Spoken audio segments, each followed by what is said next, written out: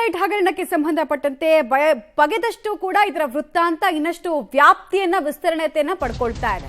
ಈಗ ಸ್ನೇಹಮಯಿ ಕೃಷ್ಣ ಅವರು ಇದರಲ್ಲಿ ಹೊಸ ಬಾಂಬ್ ಸಿಡಿಸಿದ್ದಾರೆ.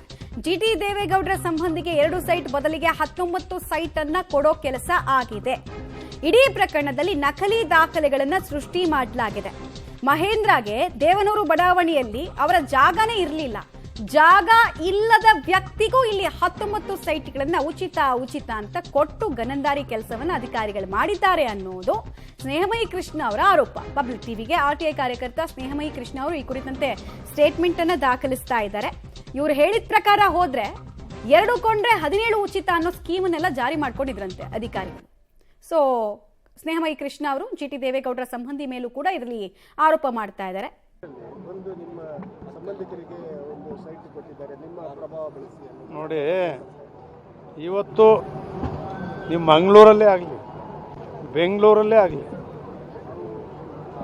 50 ಅಂತಕ್ಕಂಥ ಪ್ರಾಧಿಕಾರಗಳ ನಿವೇಶನ ಹಂಚಿಕೆ ಬಗ್ಗೆ ಭಾಳಷ್ಟು ಜನ ಚರ್ಚೆ ಮಾಡ್ತಿದ್ದಾರೆ. ಭಾಳ ಜನ ಅದನ್ನ ಅರ್ಥನೇ ಮಾಡ್ಕೊಂಡಿಲ್ಲ. ರಾಜ್ಯದಲ್ಲಿರ್ತಕ್ಕಂಥ BDA, ನಿಮ್ಮ ಮಂಗಳೂರಲ್ಲಿರ್ತಕ್ಕಂಥ ಪ್ರಾಧಿಕಾರ ಅಥವಾ ಇಡೀ ರಾಜ್ಯದಲ್ಲಿರ್ತಕ್ಕಂಥ ಮೈಸೂರು ಕೂಡ, ಇವೆಲ್ಲವೂ ಕೂಡ ಏನಾಗಿದೆ, ಬಾಡಿ ಸುಪ್ರೀಂ ಕೋರ್ಟಲ್ಲಿ ಗ್ರಾಮೀಣ ಪ್ರದೇಶದ ಜಮೀನು ಒಂದಕ್ಕೆ 4 ಪಟ್ಟು, ಇವತ್ತಿನ ವ್ಯಾಲ್ಯೂ ಏನಿದೆ ಅದಕ್ಕೆ 4 ಪಟ್ಟು ಕೊಡಬೇಕು ಅಂತೇಳಿ ತೀರ್ಮಾನ ಮಾಡಿದೆ. ಅದು ಬಂದ ಮೇಲೆ ರೈತರು 4 ಪಟ್ಟು ದುಡ್ಡು ಕೊಡದೆ ಕೊಡ್ತಾ ಇಲ್ಲ. ನಗರ ಪ್ರದೇಶದಲ್ಲಿ 3 ಪಟ್ಟು ಜಾಸ್ತಿ, 2 ಕೋಟಿ ಇದ್ದರೆ 6 ಕೋಟಿ ಕೊಡಬೇಕು ಒಂದು ಎಕರೆಗೆ. ಅದಕ್ಕೆ ಏನು ಮಾಡಿದ್ರು ಸರ್ಕಾರ, 50-50 ಮಾಡಿ ಡೆವಲಪ್ಮೆಂಟ್ ಮಾಡಿ ನಗರಾಭಿವೃದ್ಧಿ ಪ್ರಾಧಿಕಾರಕ್ಕೆ ಅರ್ಧ, ಆ ರೈತನಿಗೆ ಅರ್ಧ ಕೊಡ್ತಕ್ಕಂಥದ್ದನ್ನು ಮಾಡಿದ್ದಾರೆ. ಯಾರೇ 50-50 ಪಡೆದಿದ್ರು ನಿಜವಾದ ರೈತನಿಗೆ 50% ಕೊಡಲೇಬೇಕು. ಇವರು ನಿವೇಶನಗಳು ಮಾಡುವಾಗ ಹಿಂದೆ ಏನು ಮಾಡಿದ್ದಾರೆ, 50 ಎಕರೆಗೆ ಪ್ಲ್ಯಾನ್ ಅಪ್ರೂವಲ್ ಆಗಿದರೆ 100 ಎಕರೆ ಲೇಔಟ್ ಮಾಡಿದ್ದಾನೆ, 10 ಎಕರೆ ಮಾಡಿದರೆ 20 ಎಕರೆ ಮಾಡಿದ್ದಾನೆ, 5 ಎಕರೆ ಮಾಡಿದರೆ 10 ಎಕರೆ ಮಾಡಿದ್ದಾನೆ. ಆ ರೈತನ ಪರಿಹಾರ ಕೊಡಬೇಕು, ಇಲ್ಲ 50-50ನಲ್ಲಿ ಅವನು ಸೈಟ್ ಮಾಡಿಕೊಡ್ಬೇಕು. ಇದೆರಡೇ ಅವ್ರು ಉಳಿದಿರ್ತಕ್ಕಂಥದ್ದು. ಮಾಡ್ತಕ್ಕಂಥ ಸಂದರ್ಭದಲ್ಲಿ ಕೆಲವು ನ್ಯೂನತೆಗಳಿದ್ದಾವೆ. ಯಾವ ವರ್ಷದಲ್ಲಿ ಯಾವ ಬಡಾವಣೆ ಮಾಡಿದ್ದಾರೆ ಆ ಬಡಾವಣೆಯಲ್ಲೇ ಕೊಡಬೇಕು. ಅದು ಅಲ್ಲಿರಲಿಲ್ಲ, ಮನೆಗಳು ಸಂಪೂರ್ಣ ಆಗ್ಬಿಟ್ಟಿದೆ, ನೆಕ್ಸ್ಟ್ ಬಡಾವಣೆಯಲ್ಲಿ ಕೊಡಬೇಕು. ಅದು ಅಲ್ಲಿ ಇರಲಿಲ್ಲ, ನೆಕ್ಸ್ಟ್ ಈ ರೀತಿ ಇರ್ತಕ್ಕಂಥ ಒಂದು ಕಾನೂನಾತ್ಮಕವಾದಂಥ ಆಡಳಿತ ನಡ್ಕೊಂಡು ಬಂದಿದೆ. ಅದನ್ನು ಏನೋ 50-50 ಯಾರೇ ನಾನೇ ಮಾಡಲಿ ಬೇರೆ ಯಾರೇ ಮಾಡಲಿ ಅಧಿಕೃತವಾಗಿ ರೈತರಿಗೆ 50 ಕೊಡ್ತಕ್ಕಂಥದ್ದನ್ನು ಯಾರೂ ತಪ್ಪಿಸೋಕ್ಕಾಗಲ್ಲ. ಹಿಂದೆ 1 ಎಕರೆಗೆ 1 ಎಕರೆ ಕೊಡ್ತಾಯಿದ್ರು. ಸಮಾನಾಂತರವಾದ ಜಮೀನನ್ನು BDAನಲ್ಲೂ ಕೊಟ್ಟಿದ್ದಾರೆ. ಅಲ್ಲಿ ವಿಶ್ವನಾಥ್ ಅಧ್ಯಕ್ಷ ಆಗಿದ್ದರು, ಕೆಲವರು BDA ಅಧ್ಯಕ್ಷ ಇದ್ದಾರೆ, ಕಮಿಷನ್ ಇದ್ದಾರೆ, ಕೇಳಿ ನೋಡಿ. ಹಿಂದೆ 1 ಎಕರೆ ಇದ್ದೇ 1 ಎಕರೆ ಕೊಡ್ತೀವಿ ರೈತರಿಗೆ. ಈಗ ಅದಕ್ಕೋಸ್ಕರನೇ 50-50 ಜಾರಿಗೆ ತಂದು ಯಾವ ಉದ್ದೇಶದಿಂದ ಪ್ರಾಧಿಕಾರಗಳು ರಚನೆ ಆಗಿದ್ದಾವೆ, ನಿವೇಶನಗಳು ಮಾಡೋಕ್ಕಾಗ್ತಾ ಇಲ್ಲ, ಲೇಔಟ್ಗಳು ಮಾಡೋಕ್ಕಾಗ್ತಾ ಇಲ್ಲ, ಟೌನ್ಶಿಪ್ ಮಾಡೋಕ್ಕಾಗ್ತಾ ಇಲ್ಲ. ಇದರಿಂದನೇ 50-50 ಜಾರಿಗೆ ಬಂದಿರೋದು. ಆ 50-50ನಲ್ಲಿ ದುರುಪಯೋಗ ಆಗಿದ್ದರೆ ಅವ್ರಿಗೆ ಶಿಕ್ಷೆ ಆಗಬೇಕು, ಕಾನೂನು ಉಲ್ಲಂಘನೆ ಆಗಿದ್ದರೆ ಅವ್ರಿಗೆ ಶಿಕ್ಷೆ ಆಗಬೇಕು ಅಂತಕ್ಕಂಥದ್ದು ಎಲ್ರಿಗೂ ಗೊತ್ತಿರೋ ವಿಚಾರ. ನೀವು ಜಾಸ್ತಿ ಆಕ್ಟಿವ್ ಇಲ್ಲ ಅಂತ, ಆದರೆ ಕಾಂಗ್ರೆಸ್ಸಿಗೆ ಹೋಗ್ತೀರಿ ಸೇರ್ತೀರಿ ಅನ್ನೋದೊಂದು ಮಾತು ಕೇಳಿ ಬರ್ತಾ ಇದೆ ಇತ್ತೀಚೆಗೆ. ನೋಡಿ, ನಿಮ್ಗೆಲ್ಲರೂ ಕೂಡ ಗೊತ್ತಿದೆ, ನೀವೆಲ್ಲ ಒಳ್ಳೆಯವರು, ಮಂಗಳೂರಿನ ಮಾಧ್ಯಮದವ್ರು ಎಲ್ಲರೂ ಕೂಡ ಮೀಡಿಯಾ, ನೀವೇ ನೋಡಿದಿರಿ. ಚಾಮುಂಡಿ ಬೆಟ್ಟದ ಮೇಲೆ ಏನು ಮಾತಾಡಿದೆ ನಾನು, ಏನು ಮಾತಾಡಿದೆ ತಪ್ಪು? ಸಿದ್ದರಾಮಯ್ಯನವರು 136 MLA ಬೆಂಬಲದಿಂದ ಮುಖ್ಯಮಂತ್ರಿ ಆಗಿದ್ದಾರೆ. HD ಕುಮಾರಸ್ವಾಮಿಯವರು 2 ಲಕ್ಷ ಲೀಡಲ್ಲಿ ಗೆದ್ದು MP ಆಗಿದ್ದಾರೆ. ಅಶೋಕ್ ಅವರು ಕೂಡ ಗೆದ್ದು ವಿರೋಧ ಪಕ್ಷದ ನಾಯಕರಾಗಿದ್ದಾರೆ. ಈಗ ಕೇಂದ್ರದಲ್ಲೂ ಕೂಡ ಕೆಲವ್ರ ಮೇಲೆ ನಿಮಗೆ ಗೊತ್ತು ಯಾರ್ಯಾರ ಮೇಲೆ FIR ಆಗಿದೆ ಅಂತ. ಇಲ್ಲಿ ಯಾರ್ಯಾರ ಮೇಲೆ FIR ಆಗಿದೆ ಅಂತ ಗೊತ್ತು, ಇವ್ರ ಮೇಲೂ FIR ಆಗಿದೆ.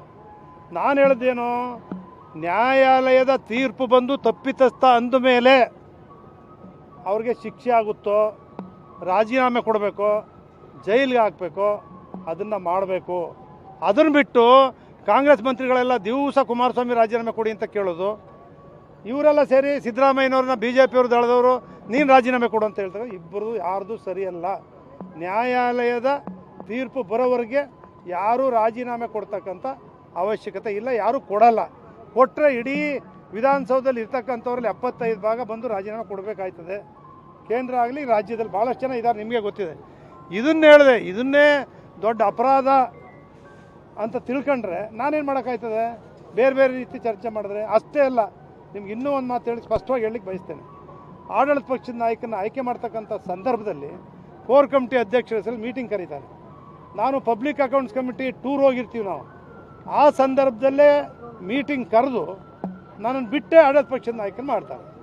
ನಾನು ಕೇಳ್ಕೊಂಡಿದ್ದೆ ಕೋರ್ ಕಮಿಟಿ ಅಧ್ಯಕ್ಷರನ್ನ ಸುರೇಶ್ ಅವರು, ಅದಾದಮೇಲೂ ಕೂಡ ಅವ್ರಿಗೆ ಕೊಡಿ, ನನಗೆ ನಾಯಕನ ಕೊಡಿ ಅಂತ. ಅವ್ರು ಕೊಡಲಿಲ್ಲ ಅಂತ ಇಟ್ಕೊಳ್ಳಿ. ಇದೇ ನಮ್ಮ ಅಭ್ಯರ್ಥಿ ನಿಖಿಲ್ ಕುಮಾರಸ್ವಾಮಿ ಅವರು ಮೈಸೂರು ಬಂದಿದ್ದರು. ಅವ್ರು ಫೋನ್ ಮಾಡಿದರು, ಅಣ್ಣ ಬರ್ತಾ ಇದ್ದೀನಿ ನೀವು ಮೀಟಿಂಗ್ ಬಂದು. ಸುರೇಶ್ ಬಾಬು ಈಗೇನು ನಾಯಕರಿದ್ದಾರೆ ಅವರು ಬಂದಿದ್ದರು, ನಮ್ಮ ನಿಖಿಲ್ ಕುಮಾರಸ್ವಾಮಿ ಅವರು ಬಂದಿದ್ದರು. ಆ ಸಭೆಗೆ ಹೋಗಿ ಭಾಗವಹಿಸಿದ್ದೆ ಮೈಸೂರಿನಲ್ಲಿ. ನಾನು ವಿರೋಧ ಪಕ್ಷ ನಾಯಕ ಸುರೇಶ್ ಬಾಬು ಆದಮೇಲೂ ಕೂಡ ಮೈಸೂರಿನ ಪಕ್ಷದ ಸಭೆಯಲ್ಲಿ ನಾನು ಭಾಗವಹಿಸಿದ್ದೀನಿ. ಅಲ್ಲಿ ನಿಮ್ಗೆ ಹೇಳ್ತೀನಿ, ಅಲ್ಲಿ ಸಾರಾ ಮಹೇಶ್ ಅವರು ಭಾಷಣ ಮಾಡ್ತಾರೆ. ನೋಡ್ರಿ, ಇನ್ನು ಮುಂದೆ ಕುಮಾರಸ್ವಾಮಿನೂ ಇಲ್ಲ, ಎಚ್ ಡಿ ದೇವೇಗೌಡರು ಇಲ್ಲ, ನಾನೇ ಬಿ ಫಾರಂ ಕೊಡೋದು ಅಂತ ಭಾಷಣ ಮಾಡ್ತಾರೆ. ಆಗ ನಿಖಿಲ್ ಕುಮಾರಸ್ವಾಮಿ ಬಂದು ಇಲ್ಲ ತಪ್ಪಾಗಿ ಮಾತಾಡಿದ್ದಾರೆ ಕ್ಷಮಿಸಿ ಅಂತ ಹೇಳ್ತಾರೆ. ಈ ರೀತಿ ಭಾವನೆಗಳು ಅವ್ರ ಮನಸ್ಸಲ್ಲಿ ತಿಳ್ಕೊಂಡಿದ್ರೆ ನಾನೇನು ಮಾಡಲಿ? ನಾನು ಕೋರ್ ಕಮಿಟಿ ಅಧ್ಯಕ್ಷ ಆಗಿದ್ದೆ, ನಿಮಗೆ ಗೊತ್ತು, ನೀವೇ ಎಲ್ಲ ನೋಡಿದ್ದೀರಿ. ನಿಮ್ಮ ಮೀಡಿಯಾದಲ್ಲಿ, ಟಿ ವಿನಲ್ಲಿ ಧಾರವಾಡ, ಗುಲ್ಬರ್ಗ, ಬೆಳಗಾಮು ಎಲ್ಲ ಕಡೆ ರಾಜ್ಯ ಸುತ್ತಿದ್ದೀನಿ. 1 ವರ್ಷಗಳ ಕಾಲ ಪಕ್ಷ ಕಟ್ತಕ್ಕಂಥ ಕೆಲಸ ಆನೆಸ್ಟಾಗಿ ಮಾಡಿದ್ದೀನಿ. ನಾನೇನು ಮುಖ್ಯಮಂತ್ರಿ. ಇದು GT ದೇವೇಗೌಡರ ಸ್ಟೇಟ್ಮೆಂಟ್ ಆಗ್ತಾ ಇದೆ. ಒಂದು ನನ್ನ ಅಂದ್ರೆ ದಸರಾದ ವೇದಿಕೆಯಲ್ಲಿ ಕೊಟ್ಟಂತಹ ಹೇಳಿಕೆ ಬಗ್ಗೆ ಅವರು ಮತ್ತೊಂದ್ಸಲ ಸ್ಪಷ್ಟನೆಯನ್ನ ಕೊಟ್ಟರು. ಜೊತೆಗೆ ಮೂಡಾದ GTD ಸಂಬಂಧಿಗೆ ಹೆಚ್ಚುವರಿ ಬದಲಿ ಸೈಟ್ ಆರೋಪಕ್ಕೆ ಸಂಬಂಧಪಟ್ಟಂತೆ ಕಾನೂನು ಉಲ್ಲಂಘನೆ ಆಗಿದ್ರೆ ಶಿಕ್ಷೆ ಆಗ್ಲಿ, ಕೋರ್ಟ್ ಅದನ್ನು ಡಿಸೈಡ್ ಮಾಡುತ್ತೆ ಅನ್ನೋದನ್ನ ಅವ್ರು ಹೇಳ್ತಾ ಇದ್ರು.